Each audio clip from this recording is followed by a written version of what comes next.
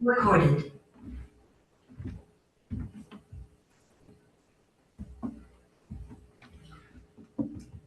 If anybody knows the rock group Jefferson Airplane, you may be familiar with the lead singer of that group, Grace Slick. Grace Slick, I believe, made a comment. I believe she said it. She says, "I don't lie. I don't have that good of a memory."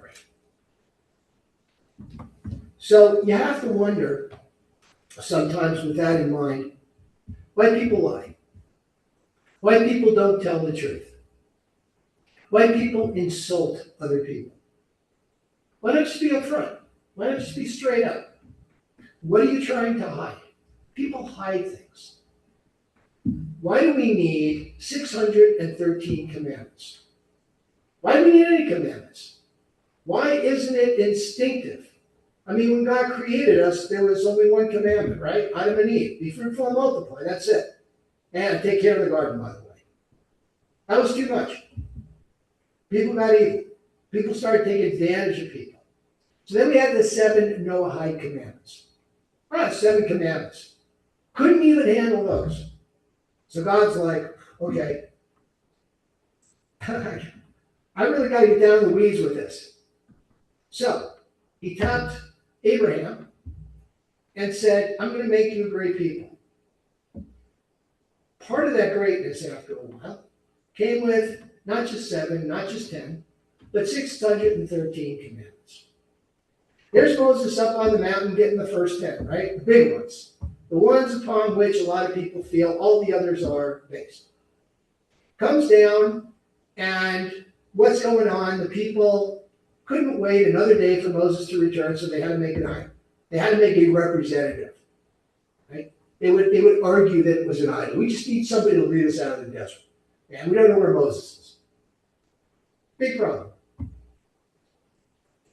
If people stay true, just to laws, just do what you're supposed to do.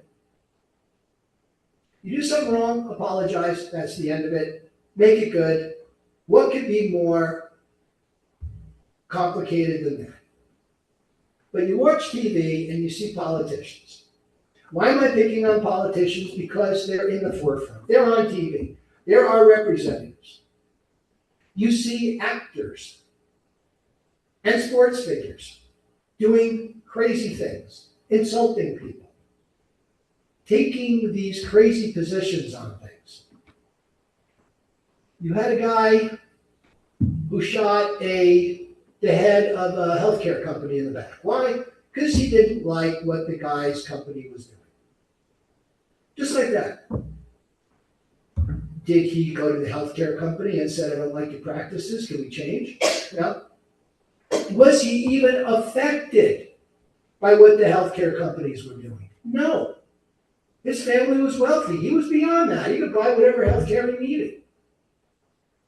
So if he was rich, I got a better idea. Why don't you start a foundation, a political action committee, and get volunteers with your wealth and influence to influence healthcare companies and fight for a better system? Better yet, why not? You got money, why not run for office and do it that way? No. Why? Because it's easier to shoot somebody in the back. It's easier to insult somebody if they don't agree with you, rather than say, okay, well, I guess, majority rules. But people do that. That's why we need commandments. That's why we need police. That's why we need armies. Because people want to take advantage. Why are there dictators in the world? Be the leader of the country, have a legislative body, have a justice system. You have enough people that, they're going to, of course, they're going to argue. That's what people do, right? They think, something's right, and they're going to push for it. But ultimately, they come to a decision. Problem is, what tenets are they using to judge what they think? Are they thinking of the good of people that they represent? Or do they have an agenda? Theoretically, You're supposed to be looking for the good, out for the good of people. But they have an agenda. Dictators have an agenda. I haven't done this, but I would suggest to you, if you looked at all the countries and governments in the world, it wouldn't surprise me that authoritarian governments outnumber democracies. One or two people, a couple of people in charge of everybody. People want their own way. What is so hard about just doing what's good? What is so hard about it? What is so hard about saying, the good of the many outweigh the needs of the many outweigh the needs of the few or the one? What is so hard about that? It means you're not going to get your way. Okay, what is so important about your way? What is it about you that makes you think that you're right and everybody needs to follow you? What is it about you? What makes you so special? People have these inflated ideas about who they are and what they represent. But how do you get past that? How do you convince people? Now, you can have laws,